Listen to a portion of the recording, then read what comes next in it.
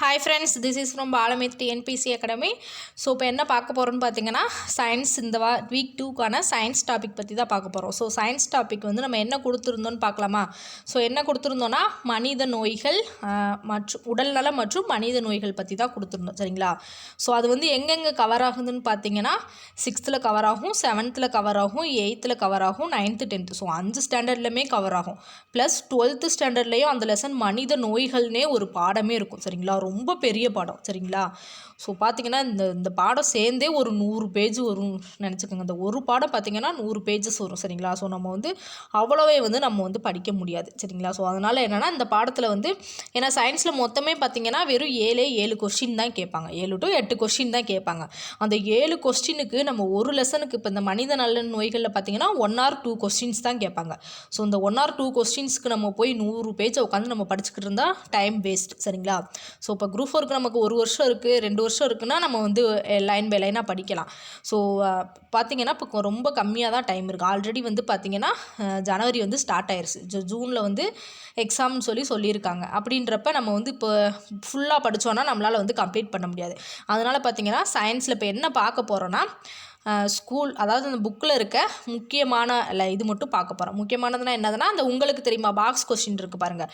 Box கொஸ்டின்னு plus ஏதாவது மேலும் அறிவுன்ற மாதிரி கொடுத்துருப்பாங்க. ப்ளஸ் அதோட என்னென்னா புக் பேக் கொஸ்டின், சரிங்களா? ஸோ இதை பார்த்தாலே போதும், நம்ம வந்து மேக்ஸிமம் கொஸ்டின்ஸ் அட்டன் பண்ணிடலாம். என்னென்னா பாக்ஸ் கொஸ்டினும் புக் பேக் மட்டும் நல்லா தரவாக பார்த்தாலே போதும், சரிங்களா? ஸோ அந்த 7 கொஸ்டினில் நம்ம 5 கொஸ்டின் கிட்ட போட்டுடலாம், சரிங்களா? மீதி ஒரு 2 கொஸ்டினுக்காண்டி நம்ம புக்கை வந்து சயின்ஸில் பார்த்திங்கன்னா மொத்தமே 100 லெசன்ஸ்க்கு மேலே இருக்கும். சோசியலில் 5 சப்ஜெக்ட்டுக்கு சேர்த்தே 100 லெசன்ஸ் தான் இருக்கும். ஆனால் சயின்ஸில் ஒரு 7 மார்க்குக்கு நம்ம 100 லெசனும் படிக்க முடியாது, சரிங்களா? அதனால் என்னென்னா நம்ம வந்து பாக்ஸ் கொஸ்டினும் அந்த உங்களுக்கு தெரியுமான்னு பாக்ஸ் கொடுத்துருப்பாங்க பாருங்கள், மேக்ஸிமம் அதிலிருந்து தான் சயின்ஸ் வந்து கொஸ்டின் அதிகம் வரும், சரிங்களா? ஸோ அந்த கொஸ்டினும் ப்ரீவியஸ் இயர் கொஸ்டின் பேப்பர் பார்ப்போம், அதுக்கடுத்து புக் பேக் பார்ப்போம். ஸோ அந்த 3 மட்டும் நம்ம பார்த்தாலே மேக்ஸிமம் நம்ம 7 கொஸ்டின் கேட்குறாங்கன்னா சயின்ஸில் அதில் 5 கொஸ்டின்ஸ் கிட்ட அட்டன் பண்ணிடலாம், சரிங்களா? ஸோ 2 கொஸ்டினுக்கு நம்ம ரொம்ப சிரமப்பட வேணாம், சரிங்களா? ஸோ கொஞ்சமாக ஸ்மார்ட்டாக படித்து ஈஸியாக எப்படி சயின்ஸில் வந்து நம்ம வந்து மார்க் வாங்குறதுன்னு தான் பார்க்கணும், சரிங்களா? ஸோ இப்போ பார்த்தீங்கன்னா சிலபஸ் கொடுத்துருக்காங்க பாருங்கள். ஸோ சிலபஸ் இதிலேயே கொடுத்துருப்பாங்க பாருங்கள். சிலபஸ் அறிவியலில் பார்த்திங்கன்னா அந்த அமிலம் காரங்கள் ஏற்கனவே நம்ம முடிச்சிட்டோம், சரிங்களா? அந்த இதில் இருந்து பார்த்திங்கன்னா அடிக்கடி ஒரு கொஸ்டின் கேட்டுக்கிட்டே இருப்பாங்க. அதனால் அமிலங்கள், காரங்கள், உப்புக்கள். ஸோ 3வது இதில் பாருங்கள் அமிலங்கள், காரங்கள், உப்புக்கள் கொடுத்துருக்காங்களா? ஸோ இது வந்து நம்ம வந்து முடிச்சிட்டோம், சரிங்களா?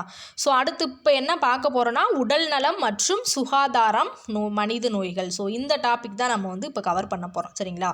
ஸோ இந்த டாபிக் பார்த்திங்கன்னா 5-6 ஸ்டாண்டர்டில் கவர் ஆகுது. ஸோ அதில் இருக்க நம்ம புக் பேக்கும் அந்த முக்கியமான பாக்ஸ் கொஸ்டின்ஸ் மட்டும் பார்க்கலாம், சரிங்களா? ஸோ அதுவே உங்களுக்கு நிறையா தான் இருக்கும், சரிங்களா? ஸோ இப்போ நான் கொடுத்துருக்கிறது என்னென்னு பார்த்தீங்கன்னா 10th இருக்க உடல் நலம் சுகாதாரம், ஸோ மனித நோய்கள் பற்றி தான், சரிங்களா? ஸோ 10th இருக்கிறத பற்றி தான் இப்போ வந்து நம்ம பார்க்க போகிறோம், சரிங்களா? ஸோ பார்க்கலாமா? ஸோ இதிலே பார்த்திங்கன்னா இதில் முக்கியமான பாக்ஸ் இதுவே பார்த்திங்கன்னா 10 பக்கத்துக்கு வந்துருச்சு. ஸோ அதனால் நம்ம எவ்வளோ ஷார்ட்டாக படிக்கணுமோ அவ்வளோ ஷார்ட்டாக தான் படிக்கணும், சரிங்களா? புக்கில் நம்ம உள்ளேயும் சில முக்கியமான பாயிண்ட்ஸ்லாம் இருக்குது. ஸோ அதெல்லாம் வந்து நம்ம ப்ரீவியஸ் இயர் கொஸ்டின் கேட்குறாங்களே, ஸோ அதில் வந்து நம்ம வந்து கவர் பண்ணிக்கலாம். ஸோ இதிலே நம்ம லைன் பை லைனாக படித்தோன்னா ரொம்ப டிலே ஆகும். ஸோ அதனால் பாக்ஸ் கொஸ்டின் மட்டும் பார்க்கலாம், சரிங்களா? ஸோ இப்போ 10th இருக்க உடல்நலம் மற்றும் மனித நோய்கள் பற்றி தான் பார்க்க போகிறோம். ஸோ ரொம்ப முக்கியமான லெசன்ஸ். இதிலிருந்து 1 or 2 கொஸ்டின்ஸ் கேட்டுக்கிட்டே இருப்பாங்க, சரிங்களா? ஸோ பார்க்கலாமா? இங்கே பாருங்கள், மேலும் அறிந்து கொள்வோம்ன்ற பாக்ஸ், சரிங்களா? இது வந்து ரொம்ப ரொம்ப முக்கியம். இந்த பாக்ஸில் என்ன கொடுத்துருக்காங்கன்னு பாருங்கள். பெண்கள் மற்றும் குழந்தைகள் மேம்பாட்டு அமைச்சகம் குழந்தைகளுக்கு எதிரான பாலியல் குற்றங்களிலிருந்து அவர்களை பாதுகாப்பதற்காக எப்போனா 2012 போக்சோன்ற ஒரு சட்டத்தை வந்து அறிமுகப்படுத்தியிருக்கு. என்னது? பெண்கள் மற்றும் குழந்தைகளை பாலியல் குற்றங்கள்லேருந்து பாதுகாக்கிறதுக்காண்டி அந்த சட்டத்தை வந்து அறிமுகப்படுத்தியிருக்காங்க, போக்சோ சட்டம், சரிங்களா? சட்டம் என்னது? போக்சோ, சரிங்களா?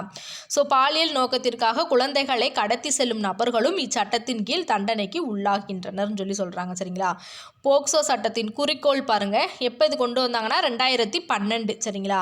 ஸோ இதோட குறிக்கோள் என்னென்னா பாலியல் தாக்குதல், பாலியல் துன்புறுத்தல் மற்றும் ஆபாசம் போன்ற குற்றங்களிலிருந்து பாதுகாத்தல், இத்தகைய குற்றங்களை விரைந்து விசாரிக்க சிறப்பு நீதிமன்றங்களை அமைத்தல். ஸோ என்ன சட்டம்னா போக்சோ சட்டம். எப்போ கொண்டு வந்தாங்கன்னா 2012, சரிங்களா? ஸோ ரொம்ப முக்கியமான பாக்ஸ், சரிங்களா? ஸோ பாக்ஸ் கொஸ்டின் மட்டும் பாருங்கள், இதிலேருந்தே நமக்கு மேக்ஸிமம் சயின்ஸ் கவர் ஆகிரும், சரிங்களா? ஸோ இப்போ அடுத்த பாக்ஸ் பார்க்கலாமா? அடுத்த பாக்ஸ் பாருங்கள், குழந்தை உரிமைகள் பாதுகாப்பிற்கான தேசிய ஆணையம் பார்த்திங்கன்னா மார்ச் 2007 குழந்தை உரிமைகள் சட்டம் 2025 கீழே வந்து இது வந்து அமைக்கப்பட்டிருக்கு. சரிங்களா, குழந்தைகள் உரிமைகள் பாதுகாப்பிற்கான தேசிய ஆணையம் எப்போனா 2007. எந்த சட்டம்னா குழந்தை உரிமைகள் சட்டம் 2005 கீழ் இந்த சட்டம் வந்து அமைக்கப்பட்டிருக்கு. சரிங்களா, ரொம்ப முக்கியமானது. இந்த சட்டம் பொது உடைமை கொள்கை, குழந்தை சட்டங்களை மீற முடியாமை மற்றும் நாட்டில் காணப்படும் குழந்தைகள் தொடர்பான கொள்கைகளின் அவசரத்தை வலியுறுத்துகிறது. சரிங்களா, ஸோ 18 வயது வரையிலான அனைத்து குழந்தைகளின் பாதுகாப்புக்கும் சமமான முக்கியத்துவம் உள்ளது. பாதிக்கப்படக்கூடிய வாய்ப்புகள் அதிகம் உள்ள குழந்தைகளுக்கு முன்னுரிமை நடவடிக்கை கொள்கைகளை இது வந்து வரையறுக்குதுன்னு சொல்லி சொல்கிறாங்க. சரிங்களா, ஸோ இந்த பாக்ஸும் ரொம்ப முக்கியம். சரிங்களா, ஸோ வீடியோ வந்து ஸ்கிப் பண்ணாமல் பாருங்கள். இதோட பிடிஎஃப் வந்து நான் இல்லை டிஸ்கிரிப்ஷனில் கொடுக்குறேன். சரிங்களா, ஸோ பிடிஎஃப் கொடுக்குறேன்றதுக்காண்டி பிடிஎஃப் மட்டும் டவுன்லோட் பண்ணிட்டு போயிடாதீங்க. ஏன்னா அப்போ தான் நான் என்ன சொல்ல வரேன், ப்ரீவியஸ் இயர் கொஸ்டின்லாம் எங்கேருந்து கேட்டிருக்காங்க, என்ன கேட்டிருக்காங்கன்றது வீடியோ ஃபுல்லாக பார்த்தா தான் உங்களுக்கு தெரியும். சரிங்களா, ஸோ அதனால் வீடியோவை வந்து ஃபுல்லாக பாருங்கள், ஸ்கிப் பண்ணாமல் பாருங்கள். சரிங்களா, ஸோ அடுத்த பாக்ஸ் பாருங்கள், ரொம்ப ரொம்ப முக்கியம்.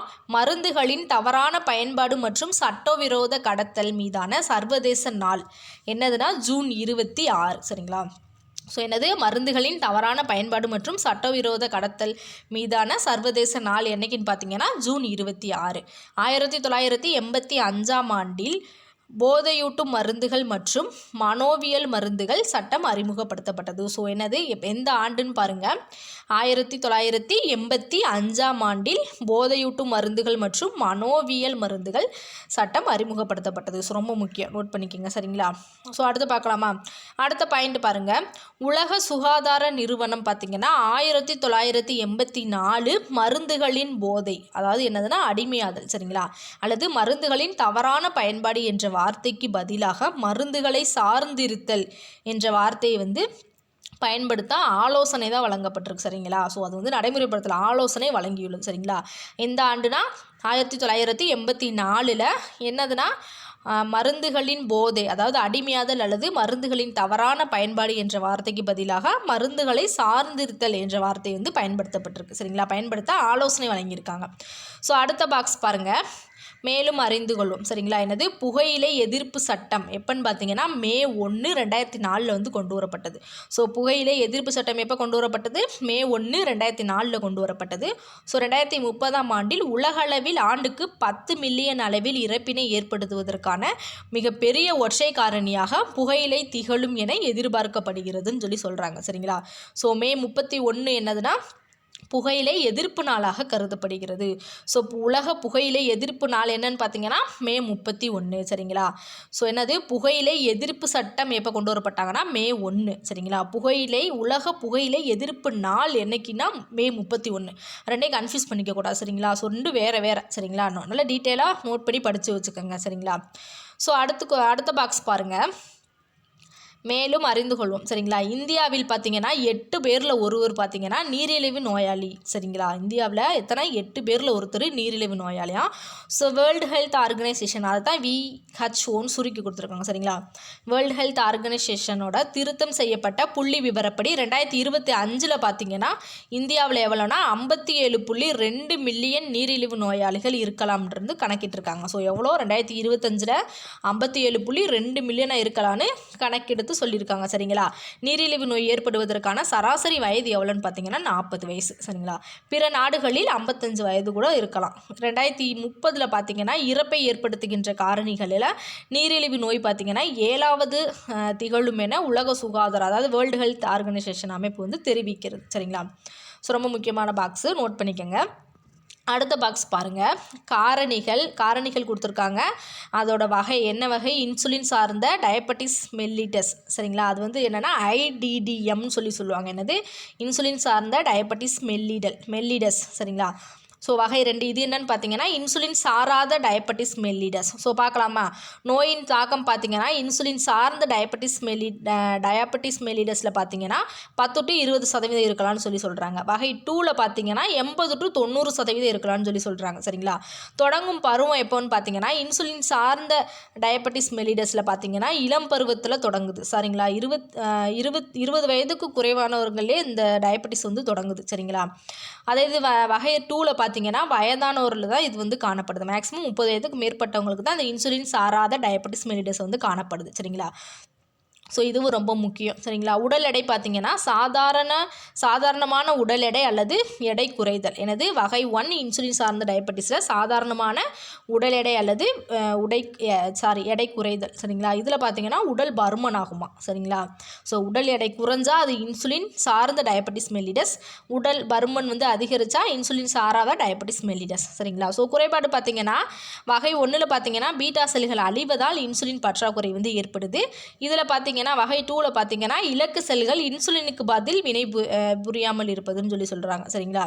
ஸோ சிகிச்சை பார்த்திங்கன்னா இன்சுலினை எடுத்துக்கொள்ளுதல் அவசியமாகிறதுன்னு சொல்கிறாங்க. இதில் உணவு, உடற்பயிற்சி மற்றும் மருந்துகளால் வந்து இதை வந்து கட்டுப்படுத்தலாம்னு சொல்கிறாங்க சரிங்களா. ஸோ ரொம்ப முக்கியம் சரிங்களா. ஸோ அடுத்த பாக்ஸ் பார்க்கலாமா. இங்கே பாருங்கள், வேர்ல்டு ஹெல்த் ஆர்கனைசேஷன் அளவீட்டின்படி உணவுண்ணா நிலையில் இரத்த குளுக்கோஸின் அளவு பார்த்திங்கன்னா 140 மில்லிகிராம் ஸோ டெசிபலில் சொல்கிறாங்க சரிங்களா. டெசிலிட்டர் விட அதிகமாகவும் அல்லது சீரற்ற இரத்த குளுக்கோஸ் அளவு 200 மில்லிகிராம் அல்லது டெசிலிட்டர் சரிங்களா. ஸோ விட அதிகமாகவும் 2 சந்தர்ப்பங்களுக்கு மேல் காணப்பட்டால் டயபெட்டிஸை கண்டறிந்து உறுதிப்படுத்துதல் அவசியமானதாகும் சொல்கிறாங்க சரிங்களா. ஸோ இந்த பாக்ஸை நோட் பண்ணிக்கோங்க. ஸோ அடுத்த பாக்ஸ் பாருங்கள், தகவல் துணுக்குன்னு ஒன்று கொடுத்துருக்காங்க பாருங்கள். கரையாத நார்ச்சத்து கொண்ட ஆளி விதைகள், கொய்யா, தக்காளி மற்றும் கீரைகள் இரத்த சர்க்கரை அளவை குறைப்பதில் உதவுகின்றன. ஸோ இதெல்லாம் பார்த்திங்கன்னா, இந்த பழங்கள், காய்கள்லாம் பார்த்திங்கன்னா இரத்த சர்க்கரை அளவை வந்து குறைக்கிறதுல முக்கிய பங்கு வகிக்குது சரிங்களா. ஸோ வந்து சர்க்கரை நோய் இருக்கவங்க இந்த நார்ச்சத்து கொண்ட ஆளி விதைகள், கொய்யா பழம், தக்காளி, கீரை இதெல்லாம் சாப்பிட்டோன்னா இரத்த சர்க்கரை அளவு வந்து குறையும் சரிங்களா. ஸோ அடுத்து பாருங்கள், மேலும் அறிந்து கொள்வோம். அதாவது அளவுக்கு அதிகமாக உண்ணுகின்ற ஒவ்வொரு 7 கலோரிக் உணவிலும் 1 கிராம் கொழுப்பு வந்து உடலில் சேகரமாகி உடல் பருமன் அதிகரிக்க வந்து எவ்வளோ வழிவகுக்கிறது சரிங்களா. என்னது 7 கலோரி உணவில் 1 கிராம் கொழுப்பு சேருதுன்னு சொல்கிறாங்க சரிங்களா. அடிப்போஸ் திசுக்களில் அதிகமாக சேரும் கொழுப்பு உடல் எடையை 20% to 25% அளவுக்கு கூட்டுகிறது. சராசரி உடல் எடையை விட 10%க்கும் அதிகமான எடை கொண்டவர், அதிக எடை உடையோர் மற்றும் 20%க்கும் அதிகமான எடை கொண்டவர் உடல் பருமன் உடையோர் எனப்படுவோம்னு சொல்கிறாங்க சரிங்களா. ஸோ அடுத்த பாக்ஸ் பாருங்கள், இந்தியர்களின் இரத்தத்தில் இருக்க வேண்டிய விரும்பத்தக்க கொழுப்பின் அளவானது எவ்வளோ இருக்கணும்னா 200 மில்லி கிராம் அல்லது டெசிலிட்டர் இருக்கணும்னு சொல்கிறாங்க. எவ்வளோ இந்தியர்களின் இரத்தத்தில் இருக்க வேண்டிய விரும்பத்தக்க கொழுப்பின் அளவு சரிங்களா. ஸோ ரத்தத்தில் கொழுப்பின் அளவு எவ்வளோ இருக்கணும்னா 200லிருந்து 300 மில்லிகிராம் வரைக்கும் இருக்கலாம் சரிங்களா. ஆக அதிகரிக்கும் போது இதயக்குழல் என்னது கரோனரி இதய நோய்க்கான ஆபத்தும் அதிகரிக்கிறது சரிங்களா. ரத்தத்தின் கொழுப்பின் அளவு 200லிருந்து 300 மேலே போச்சுன்னா, அதிகரிச்சிச்சுன்னா ஸோ இதயக்குழல் பிரச்சனை வரும்னு சொல்கிறாங்க சரிங்களா. அடுத்த பாக்ஸ் பாருங்கள், HDL. ஸோ HDLனால் என்னதுன்னா அதிக அடர்த்தி கொண்ட லிப்போபுரதம் சரிங்களா, அல்லது நல்ல கொலஸ்ட்ரால் இதய நோய்க்கான ஆபத்தை வந்து குறைக்கிறது. ஸோ மாறாக LDLனால் என்னதுன்னா குறை அடர்த்தி கொண்ட லிப்போபுரதம். ஸோ இதை கேட்பாங்க, HDL, LDL இங்கிட்டு வந்து ஆப்ஷனில் பொறுத்துகளை கொடுத்து கேட்பாங்க. அதிக அடர்த்தி கொண்ட லிப்போபுரதம். ஸோ இது வந்து பொறுத்துகளை மாதிரி கொடுத்து கேட்பாங்க, இல்லை பொருந்தாதலை கூட கொடுத்து கேட்பாங்க சரிங்களா. குறை அடர்த்தி கொண்ட லிப்போபுரதம் சரிங்களா. ஸோ இது நோட் பண்ணிக்கோங்க, ரொம்ப முக்கியமானது. அடுத்து பாருங்கள், மேலும் அறிந்து கொள்வோம் பாருங்கள், கட்டிகளின் வகைகள். இதில் பாருங்கள், தீங்கற்ற அல்லது மேலிக்னன்ட் வகை அல்லாத கட்டிகள் சரிங்களா. என்னது 2 வகை கட்டிகள், ஒன்று தீங்கற்ற அல்லது மேலிக்னன்ட் வகை அல்லாத கட்டிகள். என்னதுன்னா உறுப்புகளுக்குள்ளாகவே பாதிப்பை ஏற்படுத்தும், உடலின் மற்ற பாகங்களுக்கு பரவாதுன்னு சொல்கிறாங்க சரிங்களா. ஸோ மேலிக்னன்ட் கட்டிகள்னால் என்னென்னா பெருக்கமடைந்த செல் குழுக்கள் வேகமாக வளர்ச்சியடைந்து சுற்றியுள்ள இயல்பான திசுக்களில் ஊடுருவி பாதிப்பை ஏற்படுத்தும். ஸோ இதான் என்னதுன்னா மேலிக்னன்ட் கட்டிகள்னு சொல்கிறாங்க சரிங்களா. ஸோ அடுத்தது பாருங்கள், மேலும் அறிந்து கொள்வோம். அதாவது ரொம்ப ரொம்ப ரொம்ப ரொம்ப முக்கியமானது, அடிக்கடி TNPSசியில் கேட்குற கொஸ்டின் சரிங்களா. உலக புற்றுநோய் நாள் எதுனா February 4 சரிங்களா. February 4 என்னன்னு சொல்லுவோன்னா உலக புற்றுநோய் நாள்னு சொல்லுவோம் சரிங்களா. தேசிய புற்றுநோய் விழிப்புணர்வு நாள் எதுன்னு பார்த்தீங்கன்னா November 7 சரிங்களா. என்னது தேசிய புற்றுநோய் விழிப்புணர்வு நாள் November 7 சரிங்களா. ஸோ அடுத்து பாருங்கள், உங்களுக்கு தெரியுமா பாக்ஸு, இந்தியாவின் டாக்டர் சுனிதி சால்மோன் HIV ஆராய்ச்சி மற்றும் சிகிச்சையின் முன்னோடி ஆவார். ஸோ HIV ஆராய்ச்சி மற்றும் சிகிச்சையின் முன்னோடி யாருன்னா டாக்டர் சுனிதி சால்மோன் சரிங்களா. ஸோ இவர் சென்னையில் 1980களில் எய்ட்ஸ் ஆராய்ச்சிக்கான முதல் தன்னார்வ சோதனை மற்றும் ஆலோசனை மையங்களை வந்து ஏற்படுத்தியிருக்கார். எப்போனா எய்ட்ஸ் ஆராய்ச்சிக்கான முதல் தன்னார்வ சோதனை மற்றும் ஆலோசனை மையங்களை வந்து இவர் ஏற்படுத்தியிருக்காரு. இவர் குழுவினர் பார்த்திங்கன்னா 1985 இந்தியாவில் பார்த்திங்கன்னா முதல்ல ஹெச்ஐவி தொற்றுக்கான ஆதாரத்தினை வந்து இவர் வந்து ஆவணப்படுத்தியிருக்கார். யார்? ஹெச்ஐவி தொற்றுக்கான ஆதாரத்தினை ஆவணப்படுத்தியவர் யார்? ஸோ இந்த சுனிதா சால்மோன். சரிங்களா? ஸோ இவரது குழுவினர் எப்போனா 1985 சரிங்களா? ஸோ ஆதாரத்தினை வந்து இவர் தான் முதல்ல வெளிப்படுத்தியிருக்கார். ஸோ இந்தியாவின் முதல் எய்ட்ஸ் நோயாளி சென்னையை சேர்ந்தவர் தான். என்னது? இந்தியாவின் முதல் எய்ட்ஸ் நோயாளி யாருன்னு பார்த்தீங்கன்னா சென்னையை சேர்ந்தவர் தான். சரிங்களா? ஸோ அடுத்த பாக்ஸ் பாருங்கள். மேலும் அறிந்து கொள்வோம். மக்களில் பலர் எய்ட்ஸ் பற்றிய அறியாமையில் உள்ளனர். இதன் மூலம் நாம் கூறுவது என்னதுன்னா, அறியாமையினால் இறக்கக்கூடாது. நம் நாட்டில் தேசிய எய்ட்ஸ் கட்டுப்பாட்டு அமைப்பு மற்றும் பிற அரசு சாராத தொண்டு அமைப்புகள் தான் என்னன்னு சொல்லுவோம்னா NGOs. சரிங்களா? NACOன்றது தேசிய எய்ட்ஸ் கட்டுப்பாட்டு அமைப்பு. சரிங்களா? ஸோ இதெல்லாம் நோட் பண்ணிக்கோங்க, அப்படியே கேட்பாங்க. ஸோ மக்களுக்கு எய்ட்ஸ் பற்றிய கல்வியை புகட்டுகின்றன. ஒவ்வொரு வருடமும் டிசம்பர் 1 நாள் என்ன சொல்கிறோம்னா உலக எய்ட்ஸ் தினமாக அனுசரிக்கப்படுகிறது. ஸோ ரொம்ப முக்கியம். உலக எய்ட்ஸ் தினம் எப்போ? டிசம்பர் 1 நாள். சரிங்களா?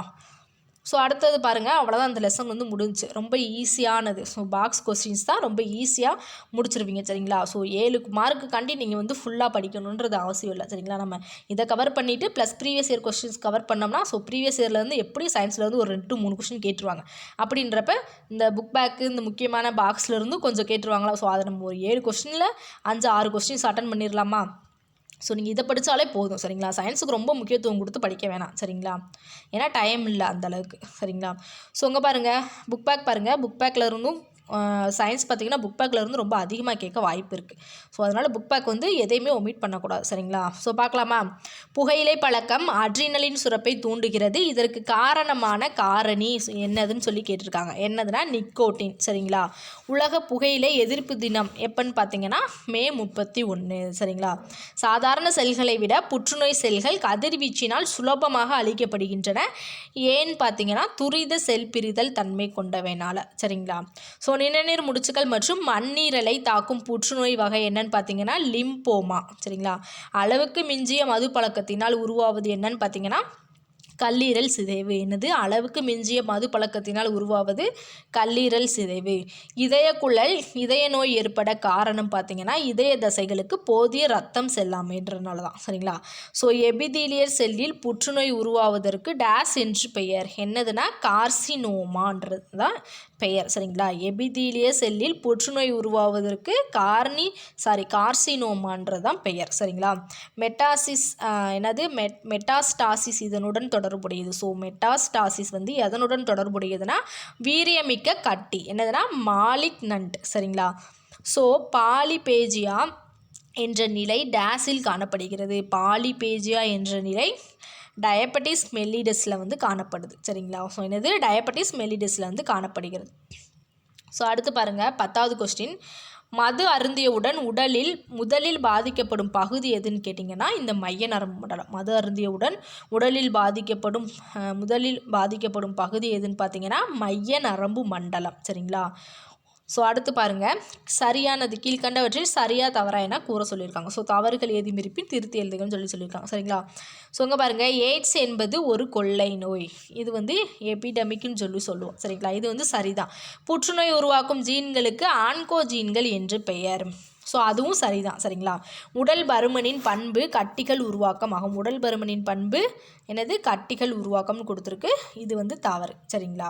ஸோ அடுத்தது பாருங்கள், வெள்ளை அணுக்கள் மற்றும் இரத்த சிவப்பணுக்கள் எண்ணிக்கையில் அதிகரிப்பது என்னது? லூயிகேமியான்னு சொல்லி கொடுத்துருக்காங்க. சரிங்களா? என்னது? லூயிகேமியா. ஸோ ஆனால் வெள்ளை அணுக்களில் மட்டும்தான் இது வந்து தப்பு. ஏன்னா இரத்த சிவப்பணுக்கள் வராது. வெள்ளை அணுக்களில் மட்டும்தான் இது எண்ணிக்கையில் வந்து அதிகரிக்கும். சரிங்களா? நோயின் காரணங்கள் பற்றி அறிய உதவும் அறிவியல் பிரிவு என்னன்னு பார்த்தீங்கன்னா நோய் காரண ஆய்வு எனப்படுகிறது. ஸோ என்னது? ஏட்டியாலஜி எனப்படுகிறது. ஸோ இது வந்து சரிதான். சரிங்களா? நோயாளிகளின் ஆடைகளை பயன்படுத்துவதனால் எய்ட்ஸ் நோய் பரவாது. ஸோ என்னது நோயாளிகளின் ஆடைகளை பயன்படுத்துவதனால் எய்ட்ஸ் நோய் பரவாது, இதுவும் சரிதான். சரிங்களா? ஸோ இன்சுலின் பற்றாக்குறையினால் டயபெட்டிஸ் மெல்லிடஸ் வகை 2 உருவாகிறது. ஸோ இது வந்து தப்பு. என்னது இன்சுலின் பற்றாக்குறையினால் கிடையாது. சரிங்களா? அது வந்து வகை 1 வரும். சரிங்களா? ஸோ கார்சினோசன் என்பவை புற்றுநோயை உருவாக்கும் காரணிகளாகும், இதுவும் கரெக்ட் தான். சரிங்களா? ஸோ நிக்கோட்டின் என்பது மயக்கமூட்டி வகை மருந்து. ஸோ இது வந்து மயக்கமூட்டி வகை மருந்து கிடையாது. ஸோ அதனால் இது வந்து ராங். சரிங்களா? சிர்ரோசிஸ் அப்படின்னா என்னன்னு பார்த்தீங்கன்னா கல்லீரல் வீக்கம். என்னது சிர்ரோசிஸ்னால் கல்லீரல் வீக்கம். சிர்ரோசிஸ் என்பது மூளை கோளாறு நோயுடன் தொடர்புடையது. சரிங்களா? இதுவும் வந்து தவறு தான். சரிங்களா? ஸோ இங்கே பாருங்கள், இதோட விரிவாக்கம் கேட்டிருக்காங்க. ஐடிடிஎம்னா என்ன, ஹச்விஏனா என்ன, பிஎம்ஏனா என்ன, ஏஐடிஎஸ்னா என்ன, இந்த மாதிரி விரிவாக்கம் கேட்டிருக்காங்க. இதுக்கு தமிழ் மீனிங்கும் இருக்குது. சரிங்களா? ஸோ இது வந்து என்னென்னா நம்ம அந்த வீடியோ வந்து மொத்தமாக முடிச்சுட்டு நம்ம வந்து கடைசியில் எல்லாத்தையும் தொகுத்து அதோட என்னென்ன விரிவாக்கம், ஸோ அதுக்கு தமிழ் மீனிங் என்னென்னு, ஏன்னா இது வந்து அப்படியே டிஎன்பிஎஸ்சி கொஸ்டினில் பார்த்தீங்கன்னா இந்த சைடு கொடுத்துட்டு இதுக்கு தமிழில் என்ன அப்படின்ற மாதிரி ஃபுல் 4 ஆப்ஷன் கொடுத்து கொஸ்டினே இருக்குது. சரிங்களா? ஸோ நம்ம அது ப்ரீவியஸ் இயர் கொஸ்டின் பார்க்கும்போது உங்களுக்கு தெரியும். ஸோ அது மாதிரி கொஸ்டினே இருக்குது. அப்படின்றப்ப இது வந்து நம்ம அப்பப்போ ஒரே நான் 5 ஸ்டாண்டர்டில் இருக்குதுன்னு சொன்னீங்கன்னா, ஸோ அந்த 5 ஸ்டாண்டர்டையும் ஒருங்கிணைச்சு நம்ம வந்து தர்றோம். சரிங்களா? ஸோ இது வந்து என்னதுன்னா 5 ஸ்டாண்டர்ட் புக்கில் இருந்து எடுத்து ஒரே பிடிஎஃபாக வந்து உங்களுக்கு தரேன். சரிங்களா? ஸோ அடுத்து பாருங்கள், பொறுத்துக்க பாருங்கள். சார்கோமானா என்னென்னா புற்றுநோய். சரிங்களா? கார்சினோமானா என்னதுன்னா வயிற்று புற்றுநோய்.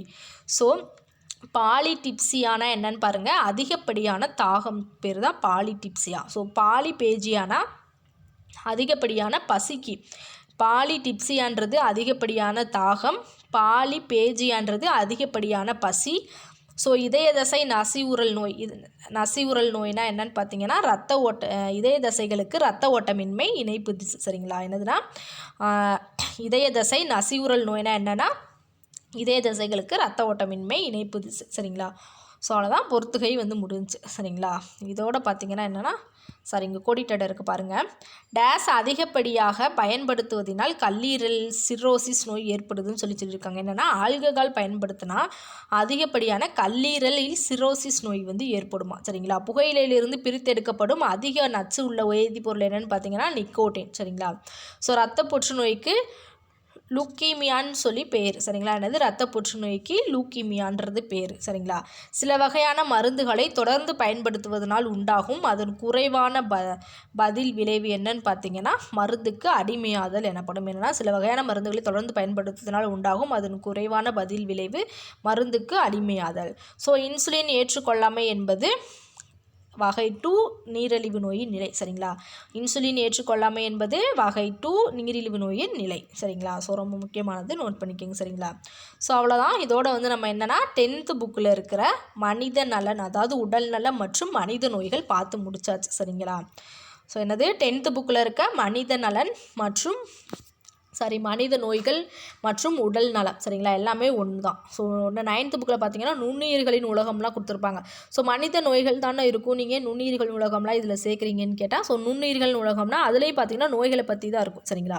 ஸோ அதனால தான் அந்த லெசனும் இதில் வந்து கவர் ஆகும். சரிங்களா? ஸோ இப்போ 10th முடிச்சிட்டோம். 9th பார்த்தீங்கன்னா 2 லெசன்ஸ் இருக்கும். சரிங்களா?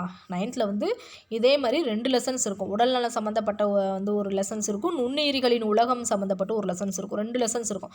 ஸோ அடுத்த வீடியோவில் என்னென்னு பார்ப்போம்னா அந்த 2 லெசன்ஸையும் அந்த 2 லெசன்ஸில் இருக்க பாக்ஸ் கொஸ்டினும் புக் பேக்கும் பார்க்கலாம். சரிங்களா? ஸோ 2 லெசனையுமே சேர்த்து ஒரே வீடியோவில் பார்த்துடலாம். சரிங்களா? ஸோ ரொம்ப இம்பார்ட்டண்டான லெசன், படிச்சிங்கன்னா ஈஸியாக முடிச்சிடலாம். சரிங்களா? இதில் வந்து அடிக்கடி டிஎன்பிசியிலேருந்து கொஸ்டின் கேட்டுக்கிட்டே இருப்பாங்க. ஸோ தொடர்ந்து நம்ம சேனலை ஃபாலோ பண்ணி படிச்சுக்கோங்க. சரிங்களா? ஸோ இந்த வீடியோ பிடிச்சிருந்தா லைக் பண்ணுங்கள், மறக்காமல் நம்ம சேனலை சப்ஸ்கிரைப் பண்ணுங்கள். ஸோ நெக்ஸ்ட் வீடியோவில் பார்க்கலாம். இது உங்கள் பாலமித் டிஎன்பிசி அகாடமி.